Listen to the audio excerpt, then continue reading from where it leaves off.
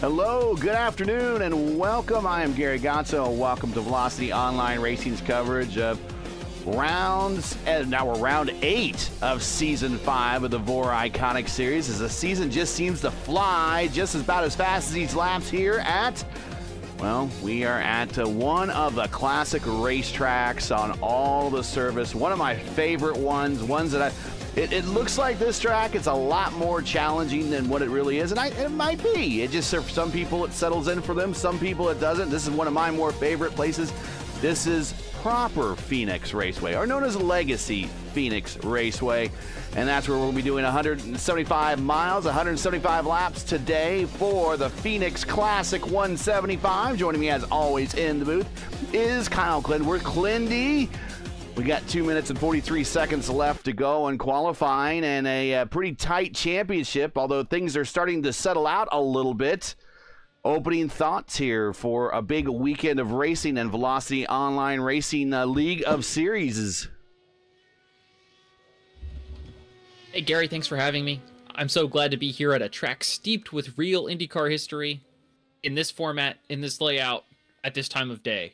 I know that we have some large reservations about the NASCAR makeover here, so proper Phoenix, or the Godsoe Phoenix as we like to call it. Glad to be back with the blue walls and the green grass. So with that out of the way, I know that we've had a lot of contenders be allergic to the championship lead so far this season.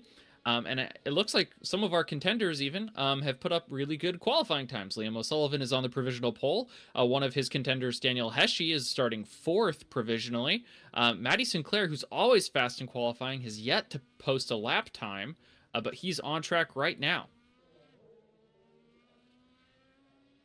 And there are the points on the screen here.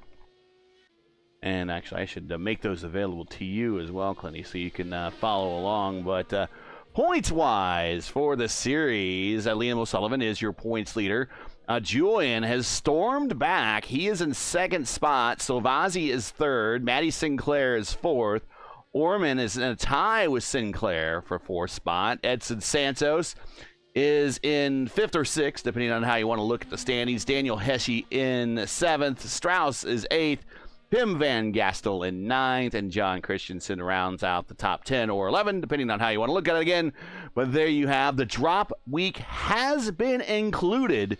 So now we're looking at live points for the remainder of the next couple of rounds of this series. So we shall continue to watch this as the points championship matures a little bit more, getting into the final round of this season.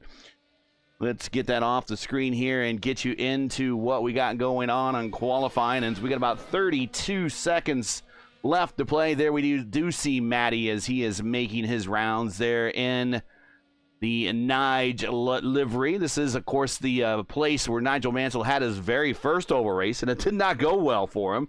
He ended up wrecking in practice and had to not start that race. And it's funny, it's interesting, he talks about how that race really opened his eyes to oval racing and how dangerous it was. But the funny thing was, of his 4 IndyCar wins career-wise, 3 of them came on ovals, and all 3 of his oval wins came after this race. Of course, he won the opener when he was in Australia, and then his remaining 3 wins came on ovals, and they were all a variety of ovals, short super speedway ovals, you name it. He raced and ran on it, won on it through that second part of his rookie season. So I find it kind of funny when Nige complains about how dangerous ovals were when more than 75% of his victories came on an oval track when he was doing IndyCar. As the bat phone is ringing, we're getting the call from the bullpen here, but I think we should get in today's starting lineup.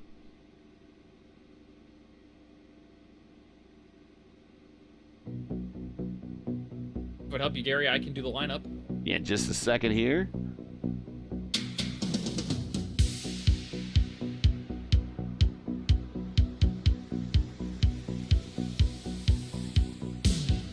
All right, you can get on into it. Okay, starting on the pole with a time of 20.382 is your points leader, Liam O'Sullivan, flanked to his outside by his teammate. And I know that we have some of the cheese people in chat cheering on the number 44 of John Christensen. Row 2, you have Matty Sinclair, always fast in qualifying, and Matthias Strauss. Row 3, you've got second place in points. The one car of Julian Altena, flanked by Daniel Hesche. Row 4? No, 4. Row 3. I can't yeah, count my row rows. 4. Yeah. Vitor Guilherme and Patrick Silvazzi. Row 5 will be Rick Sanchez and Anson Santos. 6 is Pim Van Gastel and Matthias Macromini.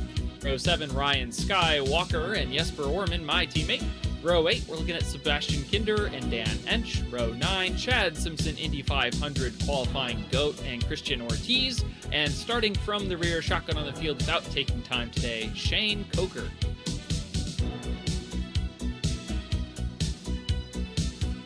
Liam chiming in, saying that he has a 100% track record of always wrecking the field on the opening start of the race here at this track. So hopefully he can make that 50% today, because I'm assuming it's a one race sample size.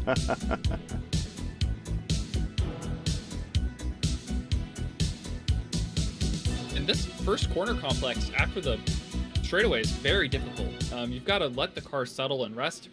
Yeah. And if you so much as touch your left sides to that yellow line or dip them just beneath, the car will really want to spin on exit. So be careful or be mindful. Watch for drivers who are looking to cut that too close. And the looseness really doesn't hit you until the exit, where all the banking starts to drop away from the track. Unsettling the car in the middle of the corner really rears its ugly head at the end of the complex rather than immediately like at most places. As we always say, apron bad, although sometimes clipping the apron, especially in 3 and 4, might help you just a little bit. But overall, you still want to stay off the apron. Here we get ready to go for 175 laps, matinee afternoon action here at Phoenix, coming off the proper turn 4, coming to the proper start-finish line. Here we go. 175 laps at Phoenix. The first one's underway with Liam O'Sullivan in the lead in the 12 Altena Autosports machine. And they fan out behind him. Sinclair misses the apex of 1 and 2. He's lost 2 spots already.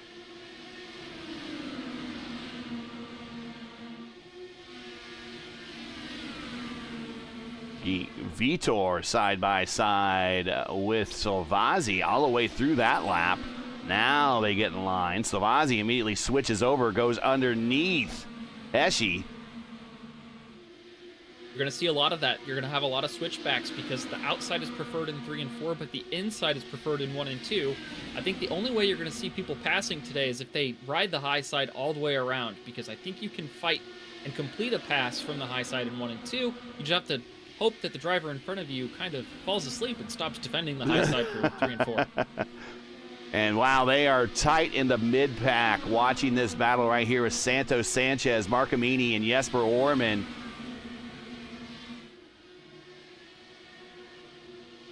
Also back there is Ryan Walker, Chad Simpson, and Seb Kinder. You can really hear them feathering the throttles through 1 and 2, trying to get a good line to attack at. Definitely many different pitches of sounds there as everyone's seeking that line. Gary, I wonder if there's something wrong with Matty Sinclair's car. He is dropping like a rock. He is back to 11th now, down 8 spots already. And whoa, Jesper got to him really quick.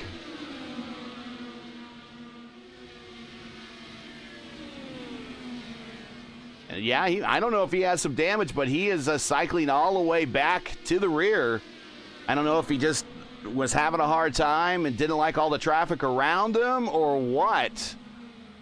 Meanwhile, it's a very difficult track. It is a very difficult track. It is not a one of those oval tracks which you just turn left and nail the throttle. You have to have a little finesse through this place.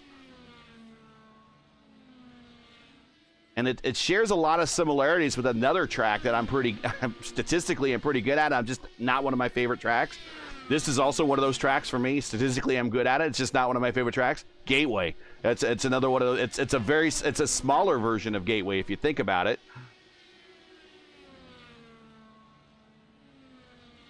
Yeah, about a third of a mile shorter and a little less banking on one end and a little more on the other. Meanwhile, up front, Liam O'Sullivan, he set a purple lap a little bit earlier in the race. He is already out to a 2-second lead at lap 8. Yeah, he is turning and burning and churning up the field here, turning them into butter. The rule set for today, this is, of course, a fixed setup race. 4 sets of tires, 1 in the car, 3 in the pits. 85% fuel. This is a 1-mile oval with a dog leg left on the backstretch in this configuration. We are doing 175 laps, 175 race miles, and pit road speed limit is a very slow 45 miles an hour. And it's a very long pit road here. We've got a battle developing for second. Christensen is under attack from Strauss. He's trying to break up the Altena Autosports party up at the front of the race. And we already have the 44 fan club checking in, and there goes the pass for second. As Strauss goes to the bottom, he will get the preferred line through 3 and 4, and the boss man is behind Christensen now. Julian Altena, he is in 4th. He is up 1 spot. Strauss now up 2. Christensen fighting back to the inside, do 1 and 2. He's giving the boss man room to the outside. It's not going to bode well for Christensen. Altena's going to have the preferred line here, so unless he lets John back up, Altena's going to take over 3rd here on the front stretch. Yeah, he's going to have the faster line through 3 and 4. Meanwhile, right behind him, Daniel Hesche, he's up to 5th. Silvazzi up 2 spots to 6th. These are 2 guys that have been in the points, challenging for the points lead all season long. At one point, they were leaders in the schedule. But for some reason or another, they have fallen out of the lead, but they are putting on a bit of a charge here in the early stages of the Phoenix Classic 175 here in the Velocity Online Racing Iconic Series. Hesche to the inside of Christensen. So Christensen has now fallen from 2nd to 5th. And that's all about just getting shuffled out of line. Once you're out of the preferred racing groove and getting pinched on the bottom like he is right there in 1 and 2, it's just going to open up attack again by Silvazzi. Silvazzi's now going to have the preferred line going into 3 and 4. There are your weather conditions, 88 degrees ambient, 110 on the track temp. That is not a very cool track temp at all, so we expect to see some deg from those tires.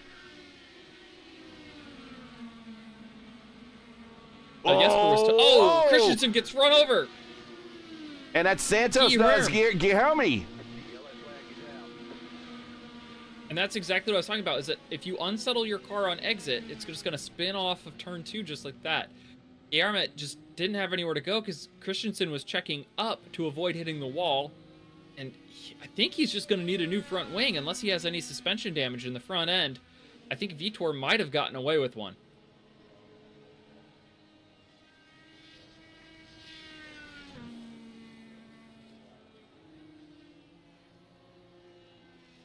Yeah, we want to take a look at that replay.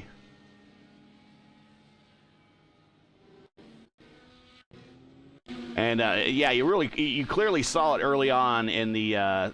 For some reason, John just did not have a good exit, and before you knew it, Vitor is up on him. Boom.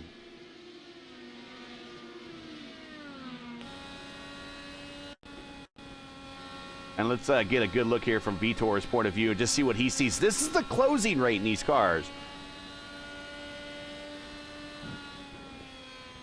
Few takers. Oh, he grabbed the apron. John grabbed a little bit of the apron, and that's really what the cause of that was. Or there's your root cause for those of you involved. That's why he was so checked up. Yeah, root cause analysis, risk management, and planning. Yeah. Took up a couple years of my life. It's not a very fun time. Much prefer document review. Much prefer. And again, the bat phone is calling in. Sorry, I need to have the ringer on. I'm expecting another phone call that I don't want to be taking here during the race, but nevertheless, I got to be prepared for it. Anyways, we have O'Sullivan is your leader. There we ride with Liam. Strauss is in 2nd. Julian in 3rd. Hesche up to 4th. Silvazzi 5th. As we had a number of takers on pit road. Starting with Santos, Orman, Walker, Christensen were the first to come. Actually, Christensen now coming back down pit road, I think, to top things off. Yeah, so the fuel capacity in these cars is going to be about 55 laps this afternoon. So we're about the fourth or a third of the way through a fuel run right now. Pitting under green here is a death sentence. So I think the top, 10 cars are all going to be banking on a yellow in the next 40 laps or so to avoid having to put themselves in the danger zone to Santos and the others who just topped off. Excuse me.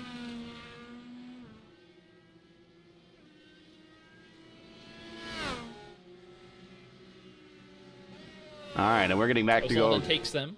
Yep, we're getting ready to go back to green. Here we go. Lap 19 coming to 20. Back underway after a very brief caution here in the early stages. Back underway. Pretty orderly on the restart. Looks like Coker's getting underneath Walker there in the middle of the backpack. Oh, that's Chad Simpson. Sorry, they both have very similar green race cars this afternoon. What a move from Simpson. He really stuck it to the outside. He's looking at the outside of Orman right now. He's going to have a good run into 1 and 2. Let's see if he can make it stick. He does. Now he's going to have a run on Walker down the backstretch. An inch is in the way. Here we go. Thinking about 3 wide. Sticks in line still. Follows Walker right through the pack. What a good move or what a good restart from all 3 of these drivers. Really all moving up spots already. Orman's recovered. He's back at it, though.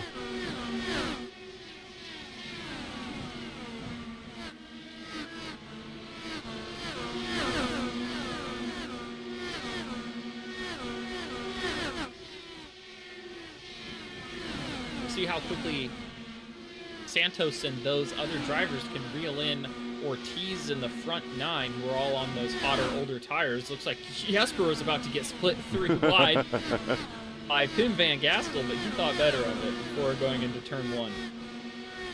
Man, I love not having to think about the corner numbers here because the start-finish line is in a straightaway and not in a corner.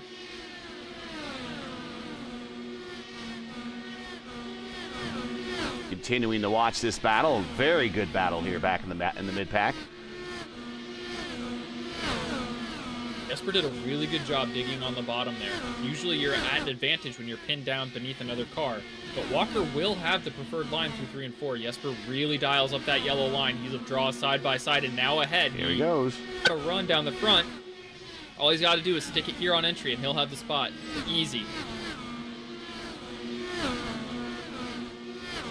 Walker's been a high side merchant there in 1 and 2, and I think that's to his detriment. I think you really got to apex that a little more aggressively to find more lap time.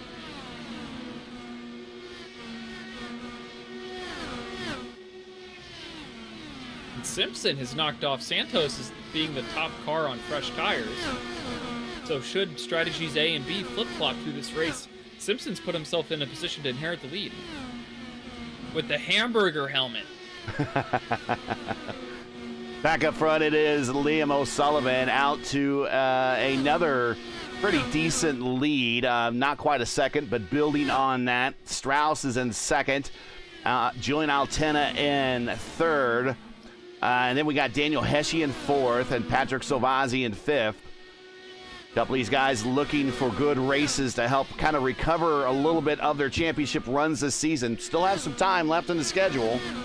Here is the schedule for the Iconic Series. And we are at Phoenix. We're going to Auto Club for our final Super Speedway race of the season next week. And then we're going to wrap up in Vice City and then in the Windy City in the 1st of May. Vice City is Miami, right? Yes. You got to play some Grand Theft Auto, yeah.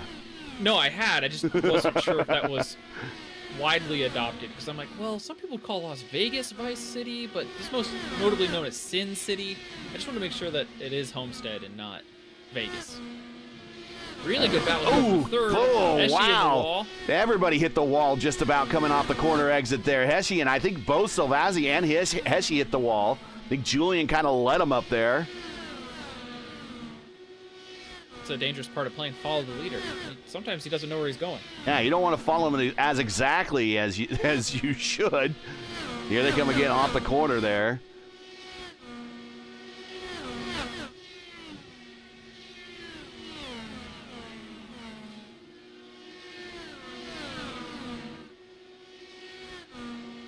And if you enjoy Velocity on iRacing's coverage of the VOR Iconic Series and you respect the stream, please do us a solid. Make sure you support us by subscribing. And while you're at it, don't forget to smash like and click the bell so you don't miss out on future Velocity Online Racing Series broadcasts.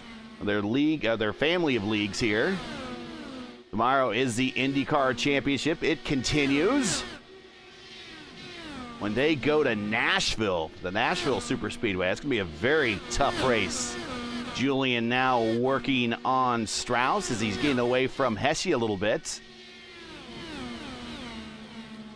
Orman just blew the doors off of Santos and Ortiz. Ortiz is in the wall in 3 and 4, and Santos looks to capitalize.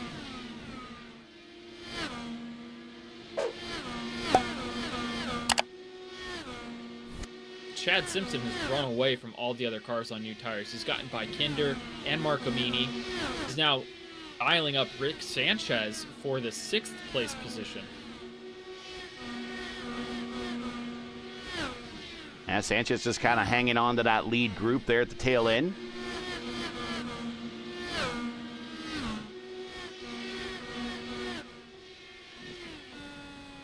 Here's out the back of Sanchez, and look at Simpson ripping it at the top. And then he uses the banking, cuts down, gets a big run down the front stretch. It didn't gain him any lap time. He was just the same speed as everyone in front of him that time. When past few laps, he's been about a 1/10.5 faster. So maybe he's just kind of experimenting. Again, ripping the top, coming down to the bottom. This whole pack from Altena on back is going to get really interesting if and when Simpson's going to be there in the next couple of laps. We're watching out of the rear of Rick Sanchez's Dallara. And it's getting closer. You can hear the Jaws theme. Da-dun, da-dun, da-dun, as Chad is stalking this group on the new tires. You sure it's not the Simpsons theme, Gary? Well, if it's more of a comedy, I guess. Oh, just because his name. Oh! And we are back. Caution underway. Walker. And both leaner energy cars, Santos and Vitor? Oh, no. We are back under caution here at lap 39. And let's see what happened. From Ryan Walker's point of view, he's going to stay out. Pim Van Gastel is also involved here in this. Let's go back. And we didn't go back long enough, so we'll go back a little bit more here. Yeah, the entry of 1 and 2 is where the story starts. Oh, Ryan just in the back of Edson.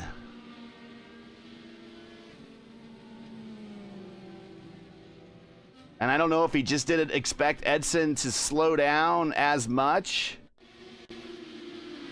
Watch this again. Oof. And that's not the view you want as a race car driver. You don't ever want to see the pavement without your wheels on it. Well, let's watch from Ryan's point of view.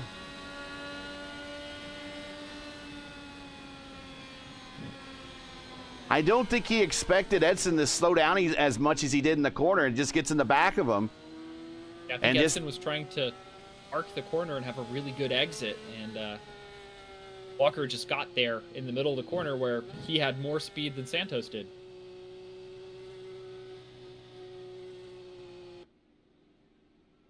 And both the leaner energy cars on pit road, along with Pim Van Gastel and also Ryan Walker. So I think all four of them are just going to answer the meatball and not rejoin this race. I'm not sure about that, though. But pit stops occurred, and as you mentioned, not to mean to cut you off, but as you mentioned, with when you said with the alternate strategy that Simpson's on, pit stops have occurred, and Simpson is now your leader by staying out. He's leading. Orman and Christensen are right behind him, and Sinclair, who are all on that B strategy. So the top 4 cars are all on a different strategy than Liam O'Sullivan, who's been the fastest man in Arizona today.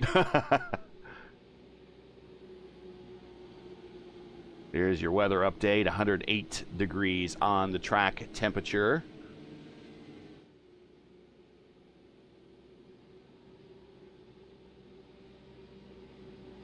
It is Simpson, Orman, Christensen, Sinclair, and O'Sullivan.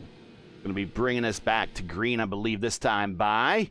And Strauss, Altena, Hesche, and Salvazzi and Sanchez, your top 10. Here we go. Coming to green, lap 42. As they kind of accordion style in the back a little bit. Oh no, big trouble back there. 3, 4, 5 cars. Oh, and we got some leaders involved here. I think it's Salvazzi on back. Salvazzi, Hesche, Rick Sanchez. And we got I think we got Seb Kinder involved. We got to go back and check this out, see what happened. And you kind of saw it happening.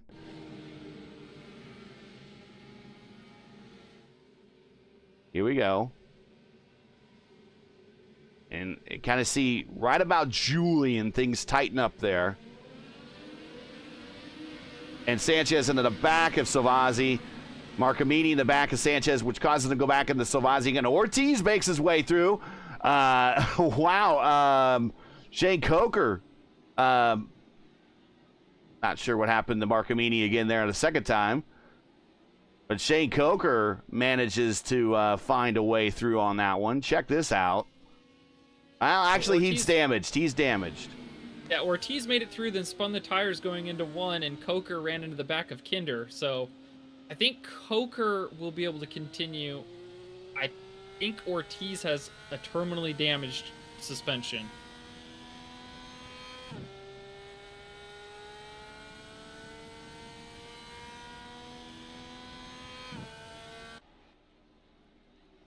And pit stops occurring. Chad Simpson says, you know what? I'm just going to take this opportunity now.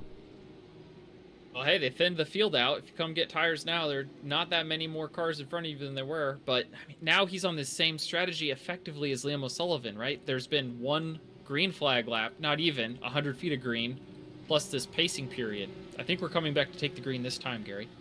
Yeah, unfortunately, this is really thin the field out. I believe we have only about half the field now remaining. So everyone comes to the green flag a little bit more under caution, I guess, coming to the green. Orderly, in an orderly manner. Yeah, but O'Sullivan tried to get a bit of a jump on Christensen, you saw there, but nothing happened. Strauss and Altena. Oh, he clears him.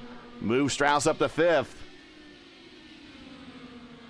I think if Strauss wants to have any shot of winning this race, he needs to get to O'Sullivan before he passes Orman.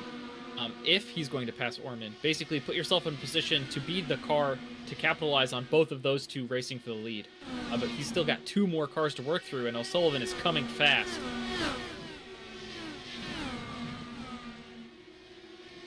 He gets around Sinclair, Strauss does. So does Julian. Meanwhile, up front, there is your battle for the lead. Liam O'Sullivan whips it around Jesper Orman. Orman in disbelief of the pace difference of new tires.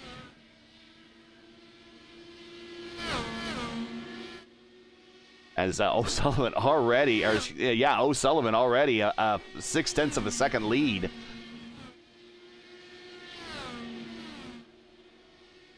The difference of tires, well, Orman on 31 lap old tires. Same thing with Christensen. He's on 30 lap old tires.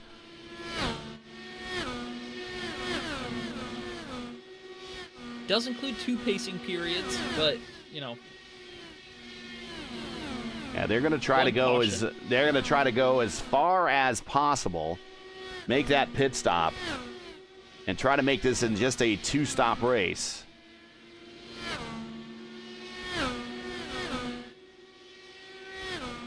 Two more stops from this point, that's what I mean.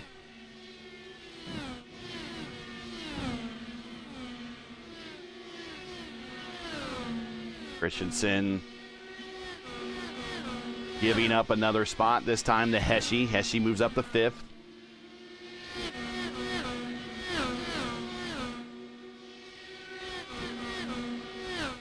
The IndyCar track record here, of course, IndyCar ran here for a number of years. It has not ran here since the track has been, quote-unquote, reconfigured. Not with the way the turns are numbered now. They have been here when they did have, they initially had the open dogleg on the backstretch where you see the grass portion right here. They did race, I believe, the first year after that reconfiguration. They 2019, did, right? Yep, they did race the IR18 here for a season. And I don't think they had the Aero screens on the IR18 yet. So it was that's how new they were into the IR18's lifespan.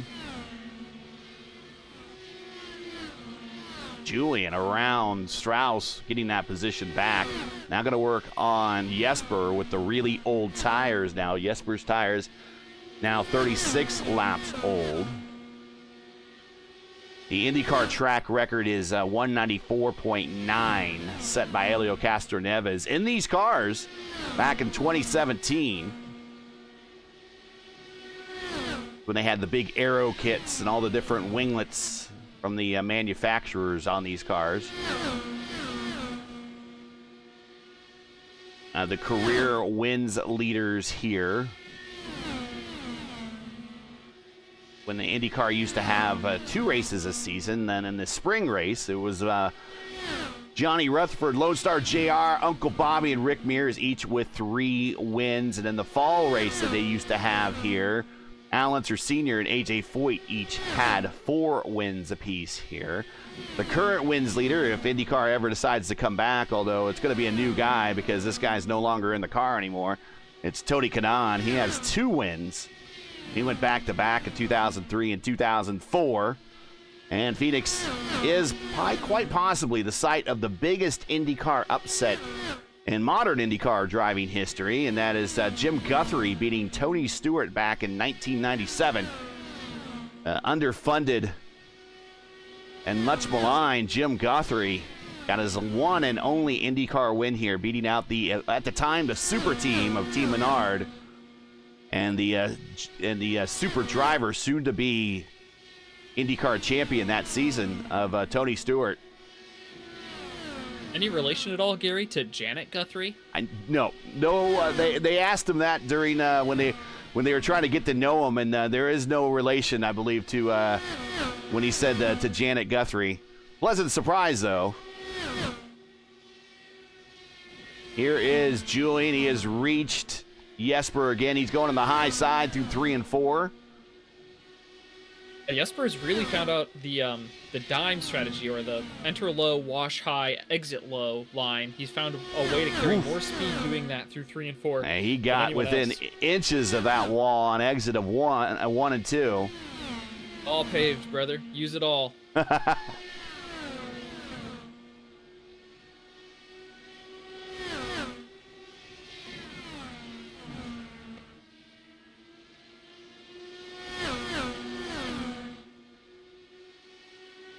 Heshy taking a look underneath Strauss.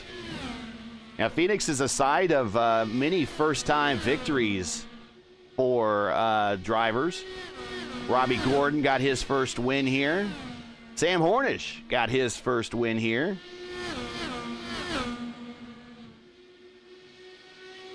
Kevin Kogan got his first win here.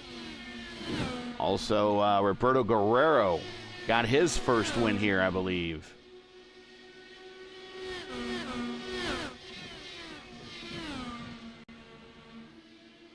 $63 of 175 in the books. We're watching a battle in the mid-pack here for 2nd, 3rd, 4th, and 5th.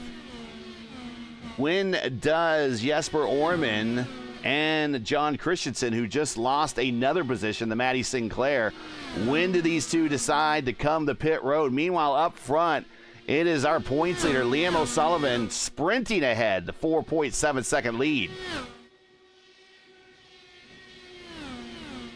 I would say that Orman probably has about 15 to 16 laps left in the tank.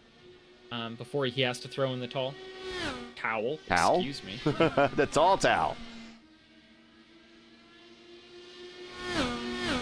Sometimes my tongue gets in the way of what my brain wants to say. It is late on a Friday. We've all had long weeks, yes.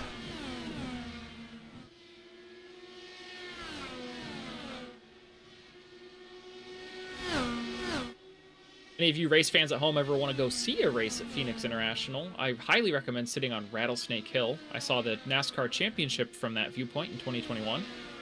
Excellent little place to watch a race. Bring your own chair, bring your own cooler. Feels like grassroots racing in a way. You see in the far ground, Rattlesnake Hill.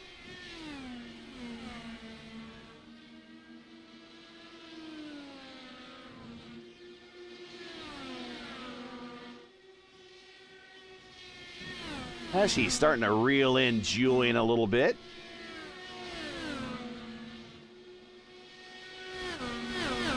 Ryan Walker back on the racetrack. He is down 26 laps at the moment, but making up some positions here. There he is. Yeah, he runs 2 laps. He passes 5 cars. So that's big moves for points. And he's got the leader right behind him. The leader got around Marcamini.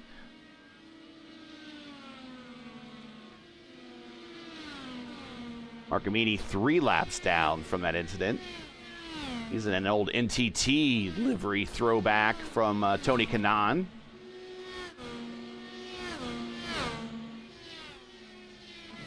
Meanwhile, up front, it is Liam O'Sullivan, your leader. Jesper Orman is second, expecting him to come to pit road anytime. Julian was challenging for second, is in third.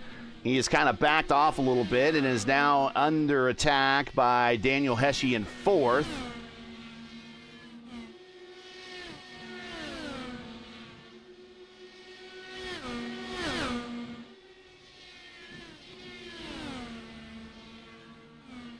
Julian's doing a really good job of breaking Hesje's momentum. Hesje's doing a really good job of catching Julian running into turn 1, but Julian just runs the same line that Hesje wants to over and over. Makes the pass really difficult. He's begging or daring Hesje to go to the bottom, which he hasn't seemed to want to do yet. Julian, a former winner here in the IndyCar Championship, edged out Nick Sudik in a heck of a battle back. I think it was like in season 3 or 4.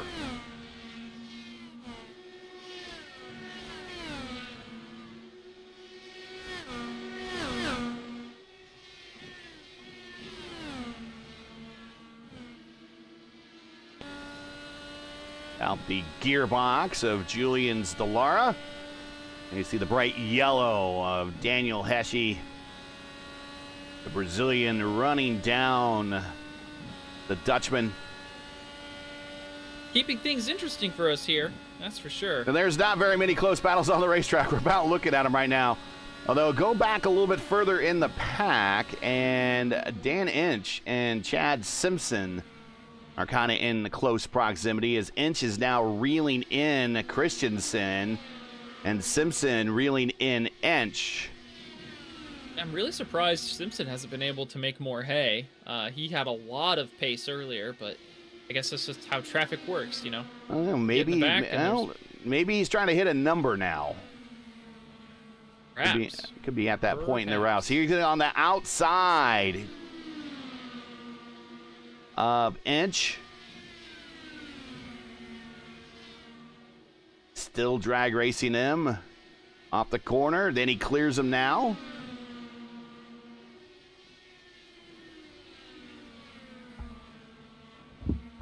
That's bad news for John Christensen.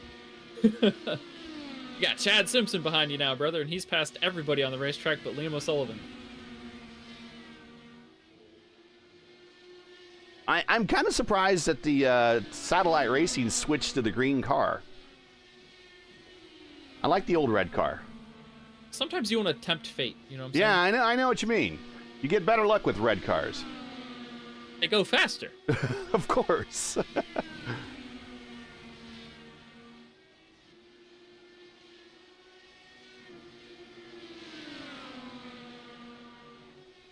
And he's the Christensen. about 15 seconds behind the leader, so they're about almost a half a lap behind. As she stuck it to the bottom on Altena. That's not going to work.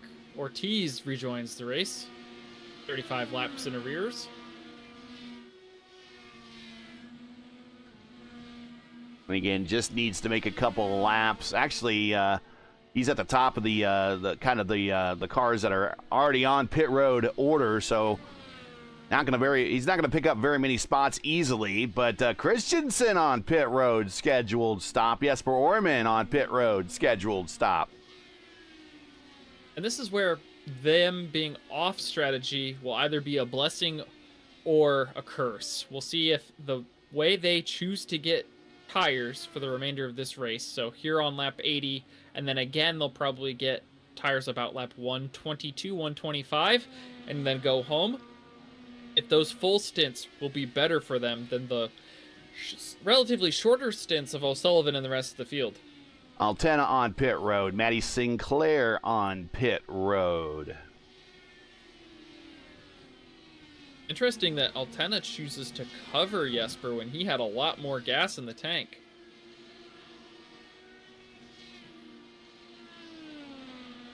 And maybe he recognized the strategy that Jesper was on.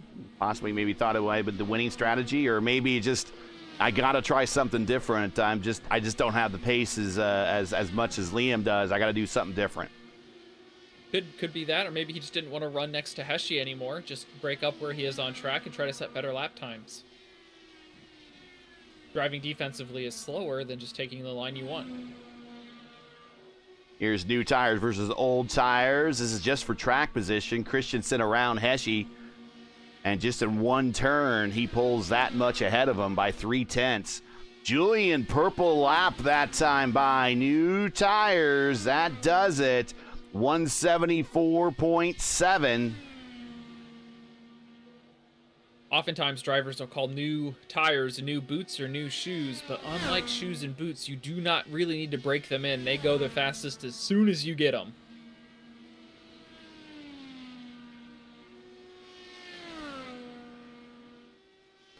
So now O'Sullivan, we wait to see this next group of drivers come to pit road. We expect probably another 20 laps or so before they come to pit road. But O'Sullivan is 46 laps into his stint. Hesje 46, Strauss 46, Simpson 42, Hinch 42, Coker now at 42. That is your top six. Julian only went 41 laps on that second stint of his, so he's trying to. Yeah, he's obviously changed strategies midstream here, and he has worked his way up to 7th.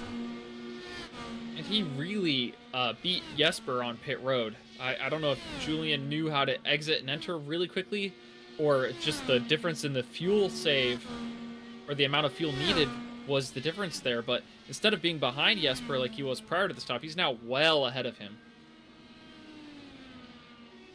Yeah, as Julian's coming out of turn 2, Jesper's entering turn 1. Almost the whole backstretch has separated them. So the top 4 are on the lead lap. Shane Coker is in 5th. He is down a lap.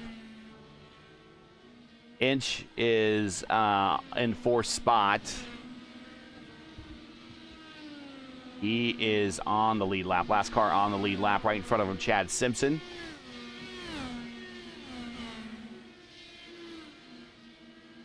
Here's Strauss with really old tires compared to the new tires of Julian. That's all there is to it right there. Not much of a fight he could put up.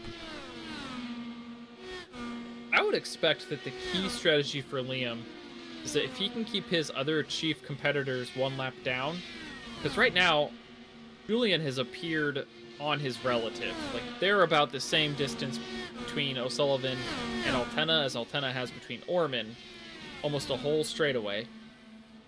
If Julian puts himself in a position to unlap himself, I think Liam will pit ahead of schedule. Otherwise, I think he's just going to run his tank all the way dry here. I mean, he's only got probably 7 to 10 laps left in the tank anyway.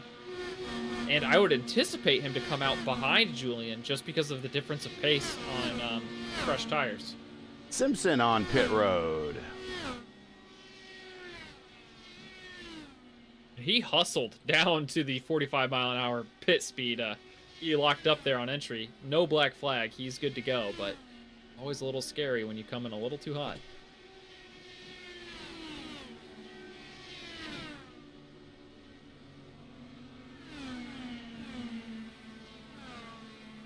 And watch him get to the cones, come off the button, and rejoin the course right next to Julian. Jesper didn't have a hold or anything. I wonder how everyone has beaten him on pit road so handily. 11.7, unless he somehow missed his marks. I watched it. It looked fairly clean. Just maybe he didn't execute. Like, I mean, interesting. Yeah, in the box for 11.7 compared to Julian's 7.8. Yeah, add that like maybe a second getting on and a second getting off, and you know that's 9 seconds. So a lot of track position there lost in that green flag cycle. Yeah, on pit road 32.6 for Julian. Jesper on pit road for 36.6, so an extra 4 seconds on pit road there as well. I'm not sure. Let's see if he can reel him in. A caution would help. Liam O'Sullivan is your leader, as he has 2 cars in front of him that are kind of getting racy, but not for position. But this is Liam getting ready to put a lap on P2, Dan Inch. Although Liam comes to pit road, scheduled stop. He went 57 laps on this stint. So he's still going to have to stop again. No one has cut a stop yet. They're just basically saying, when do I want my new tires? And how much fuel am I going to need on my last stop? Right now, Liam's in the best position in that department. He'll spend the least amount of time on the fresh tires at the end, but he'll also have the lightest tank. Light tank. And that is if he chooses to fill up all the way here. He could choose to get, 3/4 of his tank filled here, and then 3/4 again at the end, instead of full then half. Oh, Twitchy coming off the pit road, but he catches it. But he's on rejoin the race course now. Dan Inch is your leader. And then here you see the power of the undercut. Hesje and Orman both exit ahead of O'Sullivan. So the time they spent on their fresh tires has already matured into them erasing O'Sullivan's previous lead. Here's Pim Van Gastel. He's rejoined the race. He's down in the order. Now side by side for position with Hesje. This is for 5th. He moves on by. Hesje on very, not very old tires, but 12-lap old tires versus 2-lap old tires for O'Sullivan. Dan Inch did a little bit of leading. Now he's on pit road for his stop.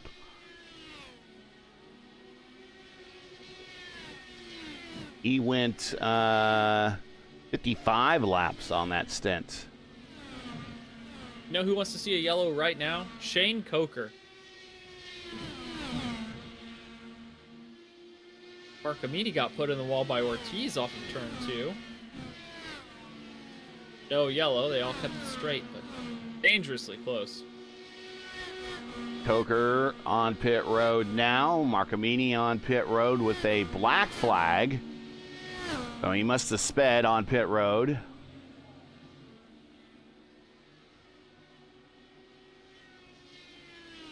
Yep, looks like he was going about 65 at the commitment line. Here's Julian Altena, Christensen, and Chad Simpson, but the battle is really between Christensen and Simpson. They are both 1 lap down in 7th and 8th.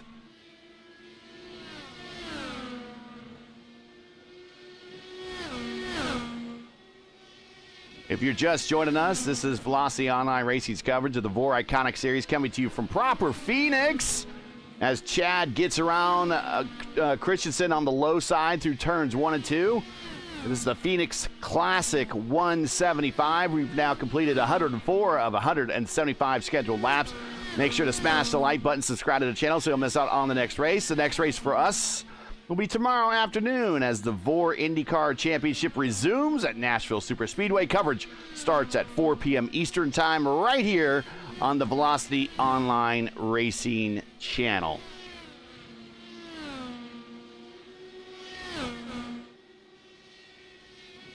Julian has himself a 3 and now 2.8 second lead over O'Sullivan as O'Sullivan continues to run him down now off the backstretch, off of turn 2, down the backstretch.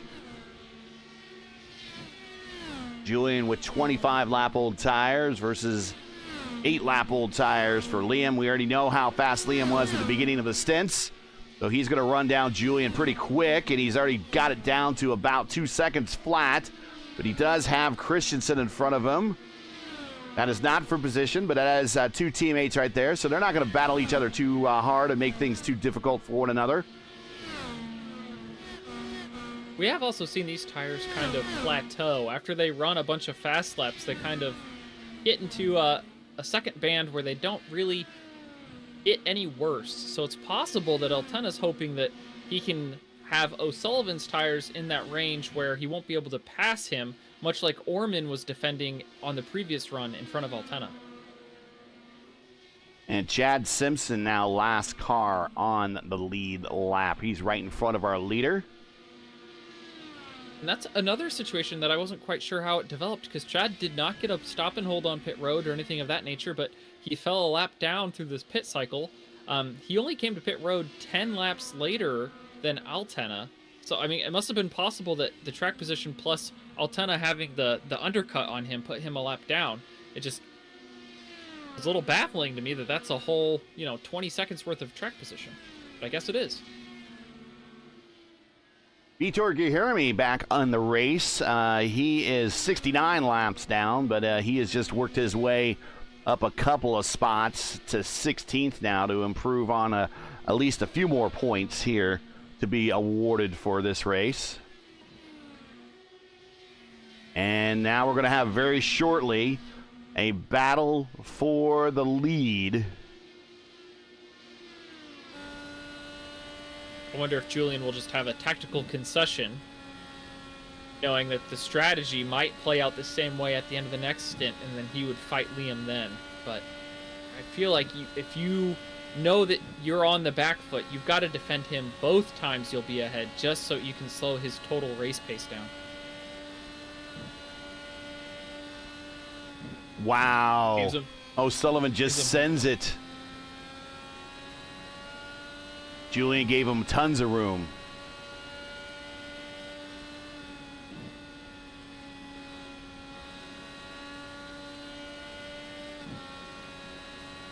Now he just threw that car down on the turn 1 there, got underneath him.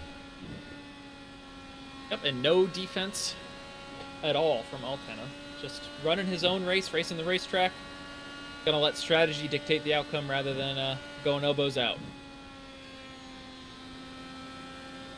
Yeah, when this few cars are still running, the opportunities for a caution are fewer and fewer, so strategy might be your best friend then here.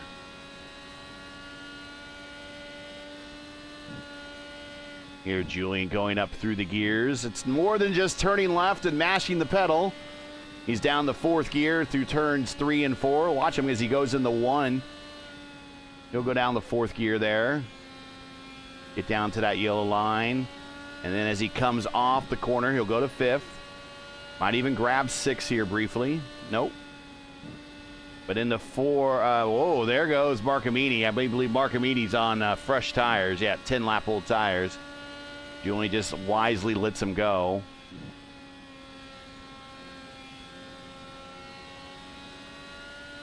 But your hand input. Go ahead. Yeah, I'm about to say your hands are doing a lot of work here at Phoenix. You're not just turning left. You're shifting gears every turn, every lap. Ooh, Julian grabbed a little bit of the apron there. He did. Before, but good save there, Jules.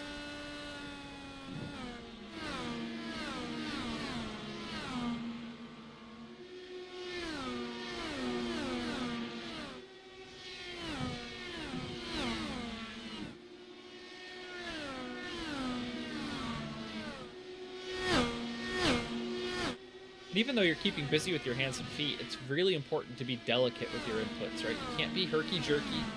It's all about being smooth, turning the wheel in one fluid motion, getting into the gas firmly and aggressively, but not too quickly, right? Think about it as, I don't know, kind of like deflating an inflatable sled, right? Or like an inflatable air mattress. You push on it and it all comes out slowly, right? You got to use force and you come onto the throttle with conviction, but you don't have all the air come out at once.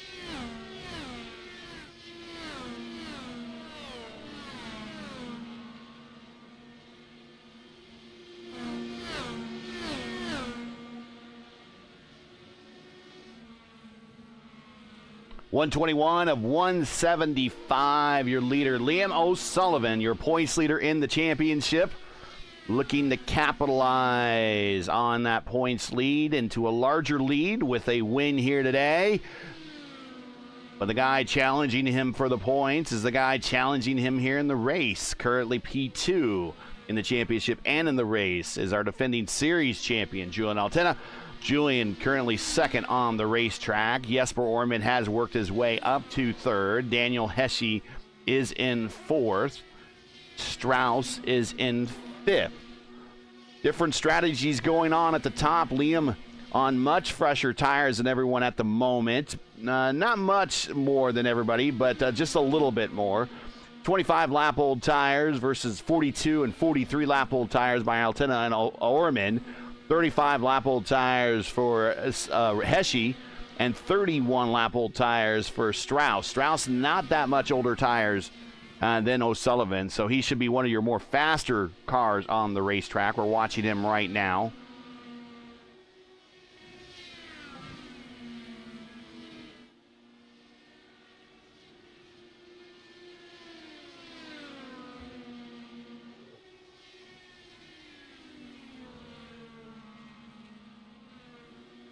Once again, join us tomorrow as Season 13 of the IndyCar Championship continues at Nashville Super Speedway. And I got to change this graphic because we have a change in the schedule after Nashville, as we are going to go to Portland for the first time, as the league agreed and all voted on picking Portland to replace Long Beach on the schedule. So April 5th is not Long Beach. It will be Portland for the very first time in league history.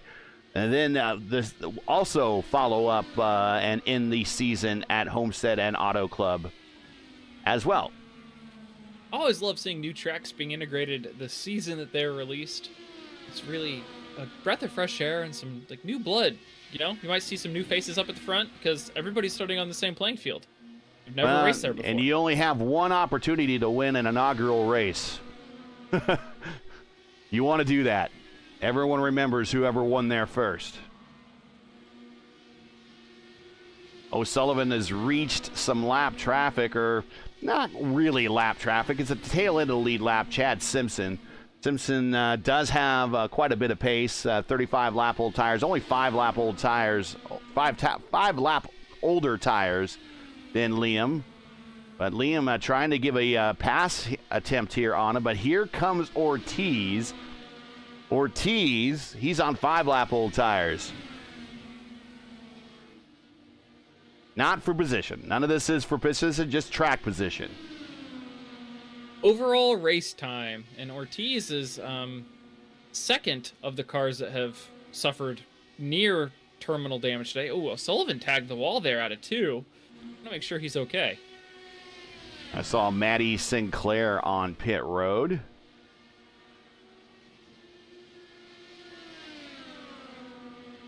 I am seeing right side aero blocker damage. However, iRacing has been known to lie to me.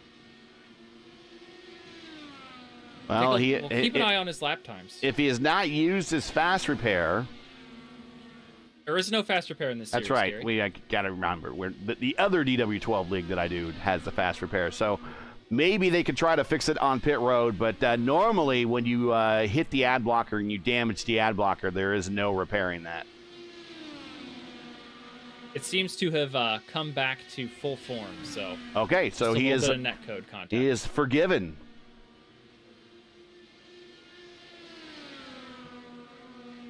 And his lap times show that that's very clearly the case. It would be much slower if that were damaged.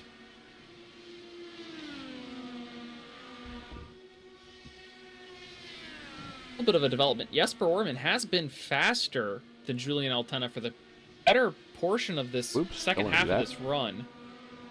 He's not anywhere near him currently, but he was close to 5.5, 6 seconds behind Julian at the start of this run. He's trimmed that down to about 2.5 or 3. We'll go back and take a look at that battle. More of a mind game, you know, see how small you can get that delta to shrink each run, right? If you get the driver ahead of you looking at the timing sheets, it's thinking, oh, I can't give up another 10th here or another 10th there. They might make a mistake, right? Give you 2 or 3 tenths at once, make your job a whole lot easier. Heshy on pit road. This will be his final stop, more than likely. Orman coming as well this time. Looking to undercut Altena. It's down more rapidly than last time. No speeding penalties. I would assume Altena will cover Orman and come this time by.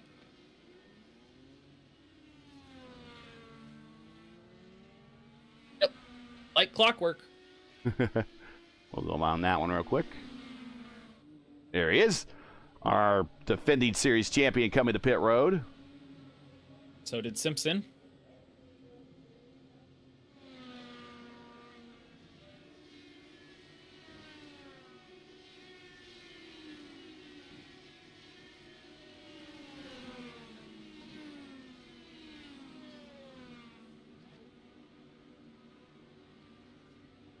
And here is that updated schedule, by the way, as pit stops are underway. There it is, Portland, April 5th. Looking forward to that. So now, final stops are done for everybody, including our leaders coming to pit road for his final stop. He's not going to wait long to allow anyone to answer on him. He's coming to pit road immediately, and I think he did a little bit of what you said he would do. He decided to cut that final stint in half.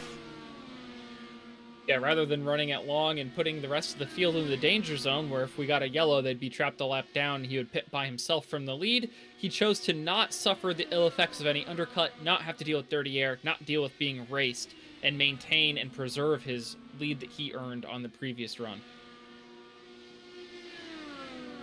That kind of hits the reset button here for our top 3. They're now separated by 4 seconds first to third, and Heshy is a 1.5 seconds behind Orman for fourth.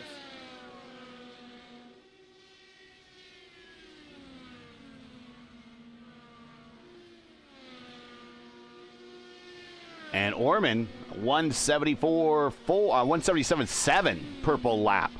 So he is a man on the move right now. But there you see he is 4 seconds behind the leader as O'Sullivan goes, tops it and goes even faster, 175.5.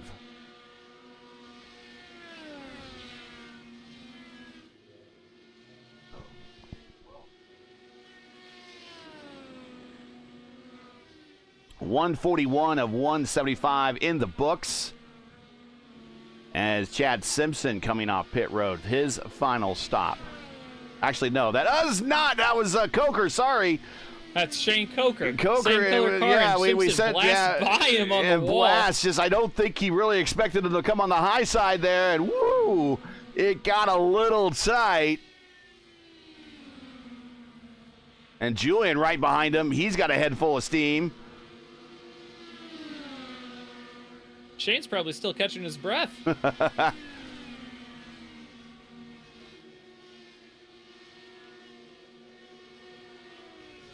Yeah, leader is Liam O'Sullivan. There he is. He has everybody, top 6 is on the lead lap right now. So it is O'Sullivan. There he is. Julian Altena in second. He is second in the points. Jesper Orman is in third on the racetrack. Daniel Heshy looking for a big points day and another top 5 finish for him if he can finish strong here. Possibly better than the top 5 right now. Currently in fourth. Strauss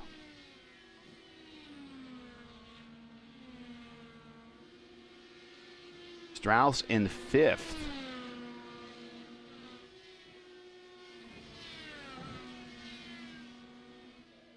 And look at Matty Sinclair. He might have started third and fell all the way back to last on that first stint, but he's clawed his way back up to 6th by surviving and keeping his nose clean. And you know, I followed Matty's career with pretty close tabs, right? And I think keeping his nose clean is one of the things he needs to work most on improving. And the fact that he did it after such a rough start today is a really, really big sign of development from that young driver, in my eyes. The last time we raced here on the Legacy Raceway for Phoenix was back in Season 4. Matt Wagner made that his first race in the Iconic Series and got his first win here. He's not in the lineup today, but he got the win back in Season 4.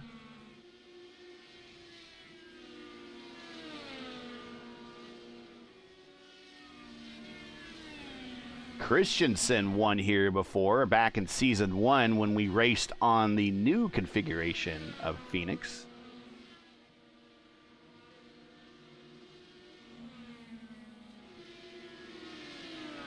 Speaking of Christensen, there's Chad Simpson and Christensen. This is a battle not for position, just for track position. They are 7th and 8th, but Christensen now 2 laps down in the order.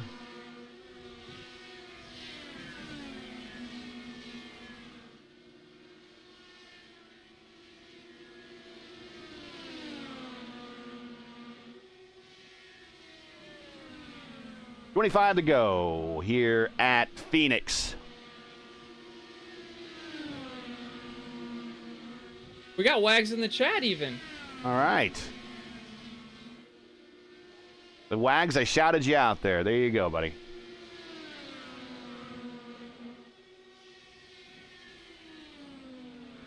And about the closest battle on the racetrack is going to be, well, let's watch this where Julian is. It's getting tight there.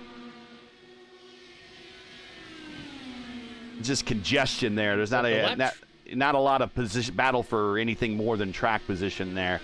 The closest battle really is, I think Heshy is getting within a second and a half of Horman. That's how far between the closest battles on the racetrack are right now. I mean, that Marcomini, Christensen, Ench, and Coker train. Christensen and Ench are racing for position, and Ench is right on Christensen's spoiler right now. We'll go back Coker's to that in battle. That battle too. Those three are all racing for spots. Coker's going to have semi-fresh tires on, so he might have the pace to get around as everyone's kind of jockeying for position. Well, Ench actually has the best tires. He came on 141. Coker came on 140, and Christensen on 135. So, kind of all jumbled up. Oh, pretty fresh there. Yeah. Yeah.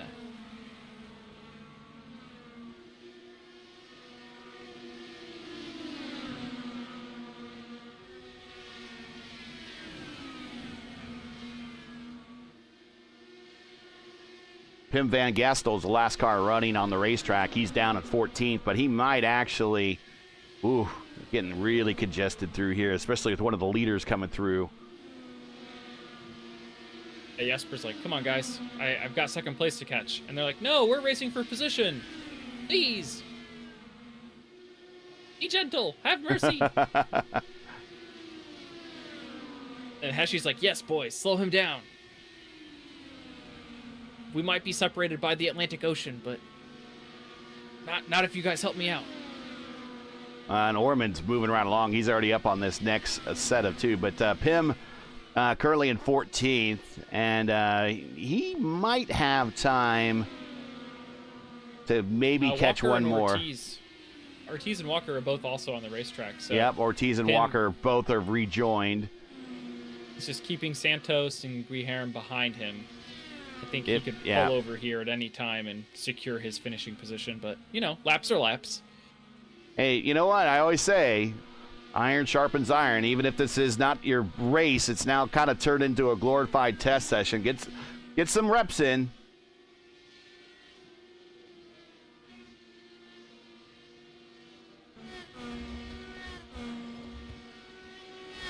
17 to go here at Phoenix. If you're just joining us, you are watching Velocity Online Racing's coverage of round 8 of 11 of the VOR Iconic Series, coming to you from proper Phoenix Raceway for the Phoenix Classic 175, where Liam O'Sullivan has had one of those days where everything has gone right for the guy. Fastest lap. He's leading not all the laps, but he's led majority of the laps. Started up front. Is your points leader. Looking for the win to extend the points championship lead over P2, Julian Altena, who's second on the racetrack. So he'll extend just a little bit, by not much, though. But make sure to smash the like button, subscribe to the channel so you don't miss out on the next race. The next race for the Iconic Series will be next Friday, back at our old start time of 4 p.m. Eastern, as we'll be at Auto Club Speedway in Fontana. Of course, we don't have to tell you, IndyCar is at Fontana is always a good show.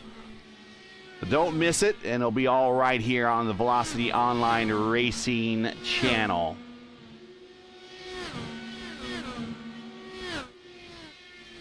I expect some really, really good racing from California.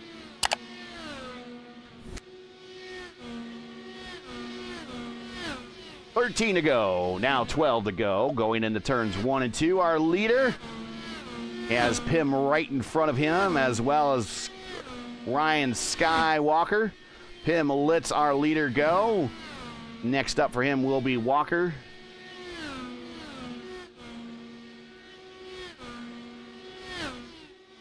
Julian in the picture. He's got it within 1.9 seconds. I have a feeling Liam's been on cruise control. I think if Julian gets within half a second, Liam will really show him what's what. I always say don't play with your food, though. I've seen it burn a couple drivers playing with their food before. I've seen it do it, too. Yeah, Julian was 0.2 of a second faster last lap.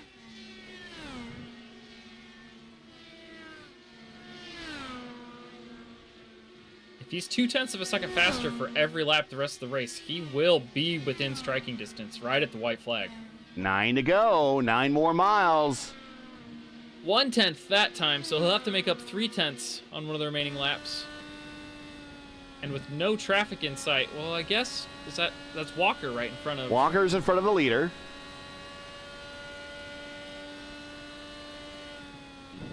That's another 0.2 for Altena. It's gonna be closer than O'Sullivan would like, that's for sure.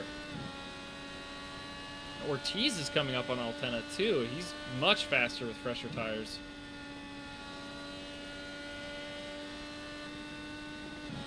Big run for Julian through 3 and 4. 1.3 seconds now to our leader.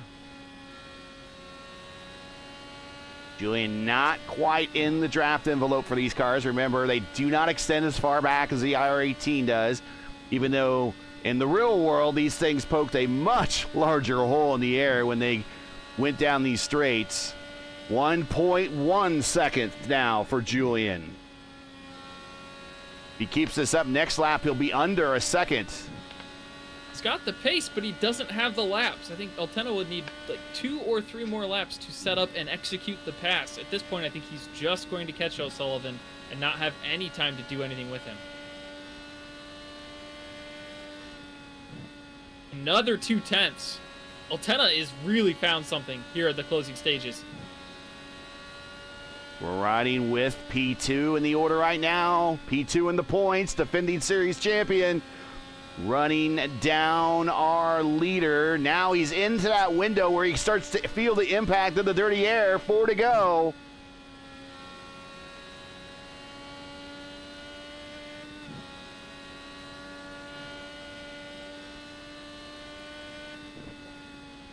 Offsetting the line here, running the higher side, which I think is faster. Altena should have a very good run here down the front stretch. I'd expect to see the gap to be half a second.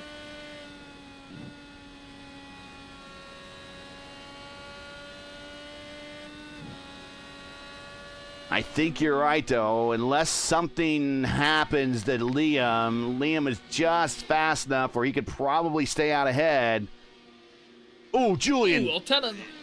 Yeah, I think that that was solid contact there. I believe his ad blocker there is damaged, but we'll see if that's going to impact him or not. 2 to go, coming to the white flag this time by. Damaged or not, he's still giving it all the beans he can.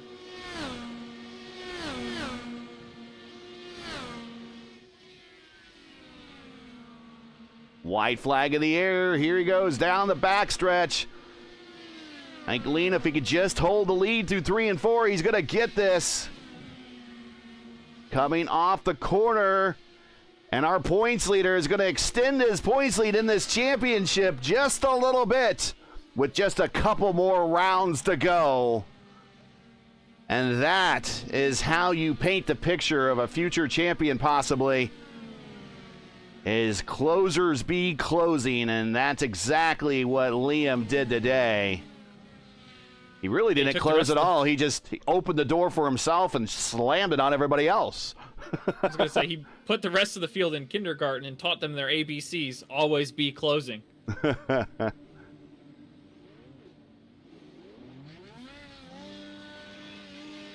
Jesper Orman came home 3rd, Heshy 4th, Strauss 5th, and Sinclair 6th. Those are all your cars on the lead lap. Only one car one lap down, Chad Simpson. Then Ench, Coker, Christensen, Marcomini, and Walker, all within spitting distance of one another. And then the rest of the damaged cars, Ortiz, Van Gastel, Santos, Guilherme, Salvazzi, Sanchez, and Kinder. He's so far, there he goes. Just scrubbed the wall a little bit there. He's been keeping it off the wall there on this front straight, doing those donuts. And then he parks it right at the start-finish line.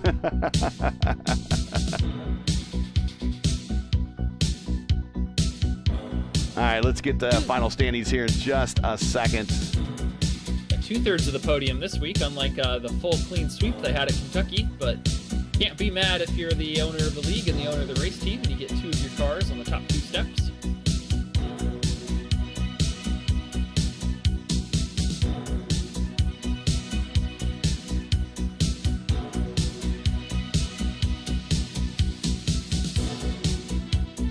Just queuing up some replays here, and then we'll get today's final standings in as well.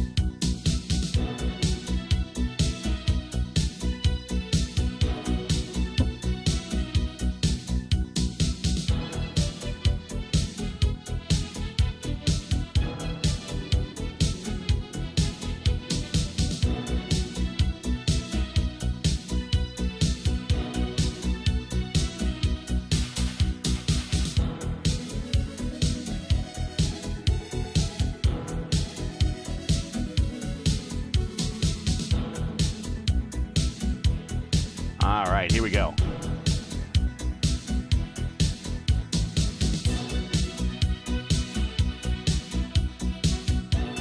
And your results here from Phoenix for the Phoenix Classic 175.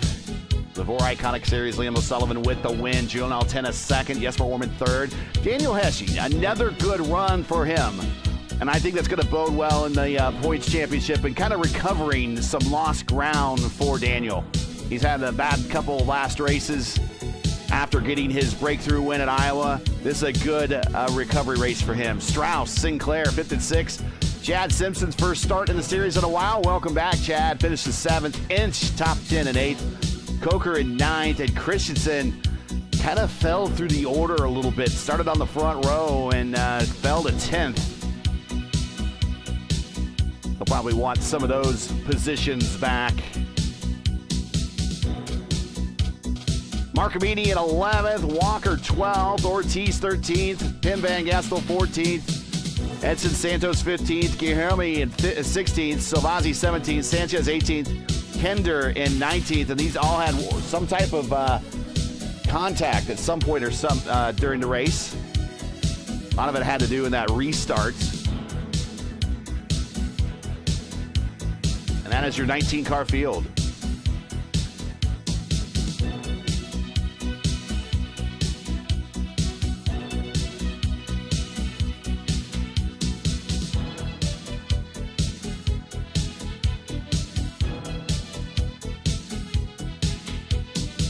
All right, we've got Orman in the booth whenever you're ready for him, Gary. All right. And we'll bring him on up. Here he is, Jesper Orman, the defending IndyCar champion, down here with us playing here in the Iconic Series. P3 here today. You kind of started in the back of the field, kind of an interesting run to get up into the podium position here, but overall not a very exciting race. Just seems like a lot of just turning laps and trying to remain consistent on your lap times. Yeah, exactly. That's exactly what it was. I kind of screwed up the strategy. I probably had the worst strategy of all drivers out there. It didn't help also that I forgot to change the tires. So I was sitting in my box like, why am I not on the jackers, what it's called? Like, oh no. So that cost me like 4 or 5 seconds. And yeah, no yellows after that. So there was no catching the VOR team. So yeah, it is what it is. We were wondering what made your stop so slow, and sadly, you only came home 4.2 seconds behind those Altena Autosports cars. So, if you had had your tires checked, you think you would have had something for him there at the end? Nah, I don't think so. The main problem was that my strategy was very, very, very bad from the very start. I kind of stayed out there, and I was like, okay, I'm probably gonna run away. And turns out that the tires were actually very important. They mattered a lot. So Liam just overtook me and then drove away for like 5 seconds ahead of me, and that's when I knew, like, okay, I need a yellow, otherwise this is not gonna happen. Sadly, no yellow for you today. I might have tabs on a strategist coming to Rogue Racing soon that we can have on tap for all races at all times of days, because I know this individual is retired and has nothing better to do. So we're gonna need that for sure. Absolutely. Well, Jesper, you've got all the time in the world for your bronze medal to shout out any friends, family, sponsors, anyone you'd like. The mic is yours. Nah, all good. Congrats to Liam and Julian for the P1 and P2.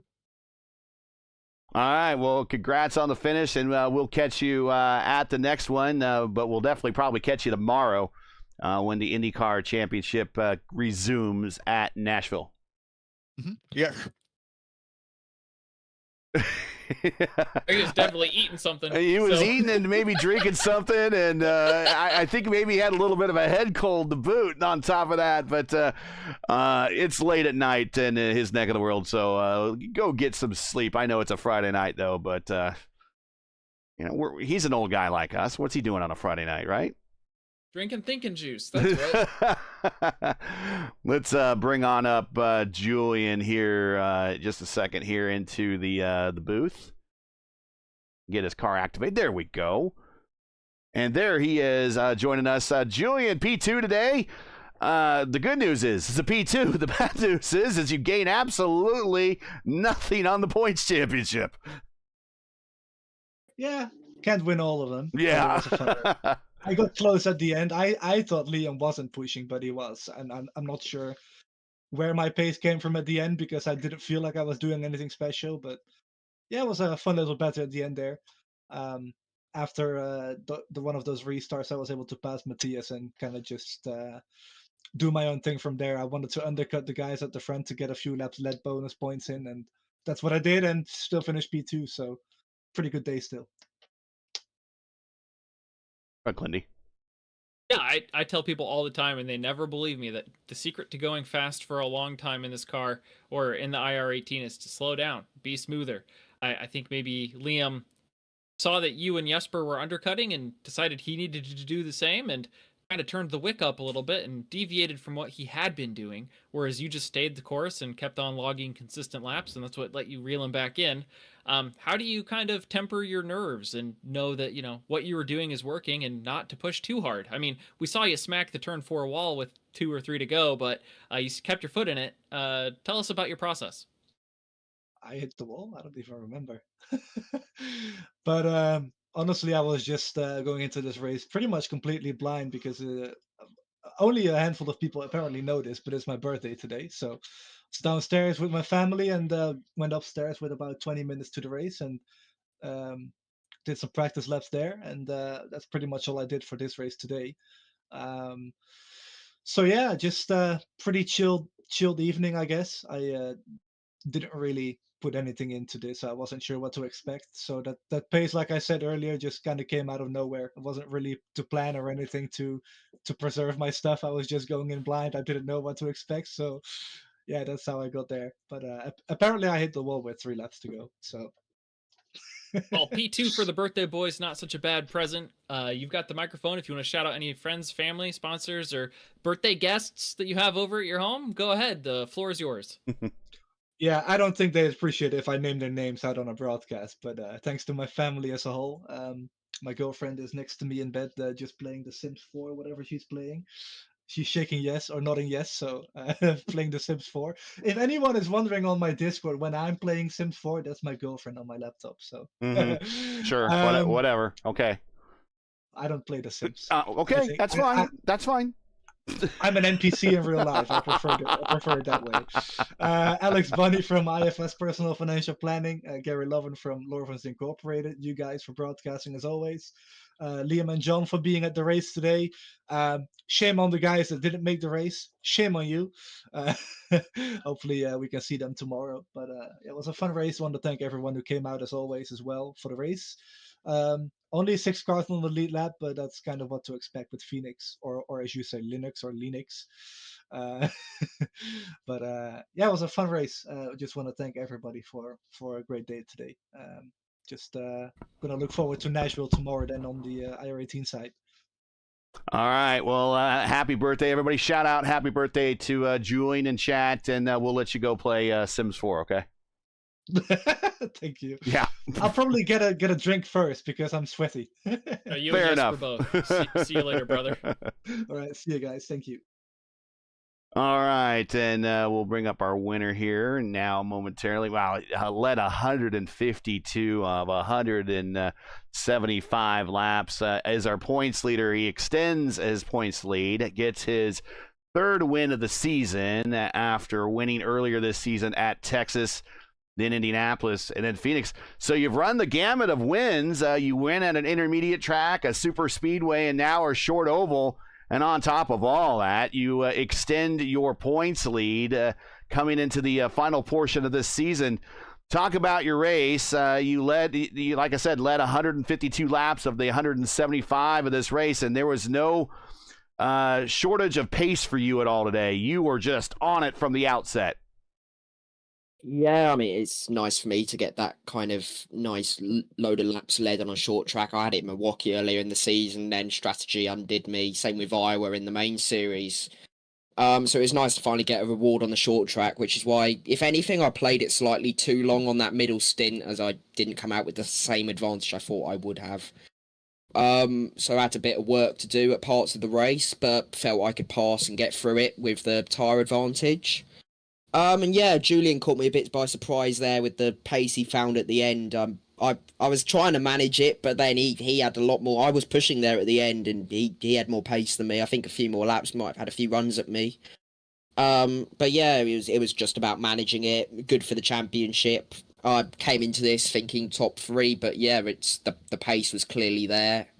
Big step forward from last season when we came to this track. Just remembered that dragging the brake into the corners did quite a lot for you on rotation, and I think that's what my early pace was for, protecting the tyre, driving sensibly in that fashion, and gave me that advantage in the first half of the race that took me to the end. Go on, Clindy. So do you think you were pushing a little harder just because you knew the other guys were on the undercut and you wanted to make sure they'd stay behind you, and that kind of heated your tires up more than the rhythm you were in before? Or do you think maybe a little bit of lap traffic could put a little extra heat or a little extra wear in them to kind of retract the pace you had shown earlier in the race there at the end? I had a fair bit of traffic at the end there, but my thought process was, well, there's no point running this last stint like long. Let's put myself... I'm leading ahead of... I need to take less fuel at the stop, put myself back on the same strategy as Julian and Jesper, because as long as I'm ahead of him on the same sort of tyre wear, then there's nothing they can do at a track like this. So it was just about managing it at the end there. I think I pushed a little too hard to get through that. There was a point where I had about 4 or 5 cars on Julian. Maybe I pushed a little too hard at that point to get that gap and then try and pull away, which I think cost me later on. But yeah, that my tyres, they caught me out a bit on that last stint, but overall I'd say it was well managed. Well, with your invitational win here, I think we're going to call this the Liam O'Sullivan Phoenix Classic in the future. You've won the gold medal and you've won the spotlight. You can take all the time you'd like to shout out any friends, family, sponsors, anyone at all. The floor is yours. Mum, dad, grandparents for watching. Hopefully I made a short track race interesting to watch. And yeah, obviously Julian, great team result again. John in qualifying there with, I mean, kind of a lap out of nowhere. Unfortunately, he got involved in some stuff, but still brought it home in the top 10. And Julian for that pace at the end. So another 1-2 for the team. It's been insane in this DW12 league, how many team results we've had. And especially it's been probably quite one of the most competitive seasons of this league as well, just from a numbers perspective. So it's nice to see. Obviously thanks to you guys as always. And yeah, move on to Auto Club. Well, congratulations on the win, third win this season. You have extended your points lead to the point, and I think you actually have a one race buffer on everyone, with 49 points as the difference between you and Julian for first and second. So looking pretty good here with just a couple races to go, and actually on pace to probably clinch before we get to the final race. But as they say, we still got to race them. So we'll see you at the next couple races and see how this pans out for you. Yep, thanks guys. And there are your final results once again, and we will go through the points. But before I do that, final thoughts from you, Clindy. We've had early part of the race was kind of had some adventuresome stuff going on there, a couple of wrecks, a couple of cautions. But the second part of this race kind of was really a battle of what strategy are you on and how fresh are your tires and kind of how the traffic is in front of you. Yeah, the first third of this race was all about surviving, and the last 2/3 was all about strategizing. Unfortunately, none of our drivers that did not survive got to strategize, and some of the ones that did felt like they did it wrong all day long, and one of them even ended up on the podium. So it feels like even if you do something wrong, you can still end up in the right place with a little bit of pace and a little bit of work ethic. So let that be a lesson to you at home, that even if you don't do things the best to your own liking, you can still end up with a good result. Don't give up. Don't ever give up, as they say in Galaxy Quest. Never give up. Never surrender. Yep. There you have it. Liam O'Sullivan has a 49-point lead over Julian with 219 points. Jesper Orman in third with a even 200. Matty Sinclair in fourth. Patrick Silvazzi in fifth. Daniel Hesche in sixth. Edson Santos in seventh. Strauss in eighth. And hey, Pim just out there turning those laps there at the end. He's still top 10 in points. He's ninth. And Christensen, everybody in the 44 fan club, he is back in 10th, and he's down to the top 10 in points, just barely, but he's there. So that is your top 10 with just a couple of more races to go. As they mentioned, here is the schedule one more time. For the Iconic Series. After today, it is Auto Club, Homestead, and then Chicagoland. So we got a super speedway and 2 intermediates. And while we're looking at schedules, here is the schedule for the updated schedule for the IndyCar Championship, which will be tomorrow, as we will go to 225 laps, 300 miles at Nashville Super Speedway. Actually going to be a week of Nashville on the between the VOR and P1 channels, as the Formula Indy Series will have their third and final oval race of the season on Wednesday, and that will also be at Nashville, and that's going to be a very pivotal race. And I imagine it's going to be much the same way here for the VOR IndyCar Series as well. So don't miss that. As tomorrow. Then we go to Portland for the first time, then Homestead, and then Auto Club to wrap up the 13th season of the IndyCar Championship. I think that's going to do it here for us today. Let's wrap this up and get everyone out of here to start the weekend.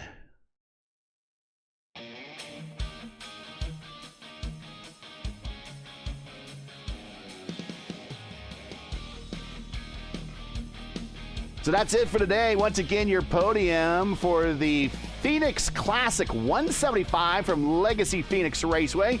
Liam O'Sullivan, there, the man you see right there in that picture, your winner, third win of the season, and extends his points lead going into the final couple races of the season. Big day for him. Finishing second, Julian Altina, all he could do to keep pace.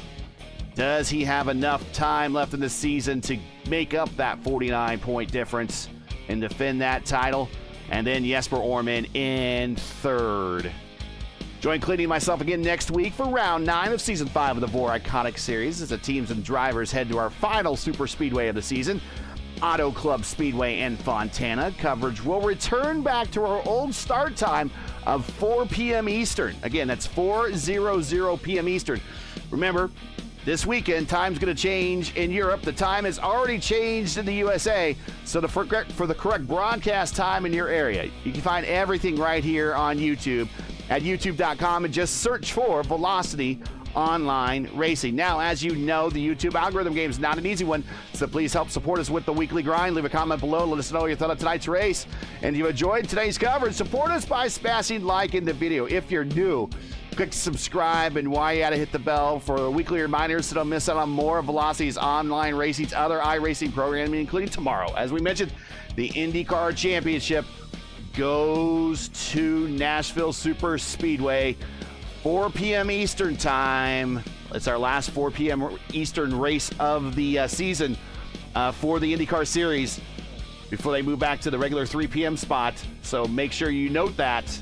And that is tomorrow, Nashville Super Speedway. You don't want to miss it. Track cams for this race are provided by Whiplash Sim Cams. Get the most out of your iRacing experience with Whiplash Sim Cams. To learn more about Whiplash, like them on Facebook or follow them on X and Instagram. The links are in the description. For business inquiries to learn more about Velocity Online Racing and what they do, visit velocityonlineracing.com. Like them on Facebook or follow them on X. So for Kyle Klendworth, Clendy, we will catch you tomorrow. And everyone else here at Velocity Online Racing, I'm Gary Godsoe saying to all, happy Friday, and thanks for watching. And to all of our men and women serving in the military and as first responders, Godspeed, God bless, and come home safe. Catch us again right here next week at Auto Club Speedway in Fontana for the next race of the Velocity Online Racing Iconic Series. We'll see ya.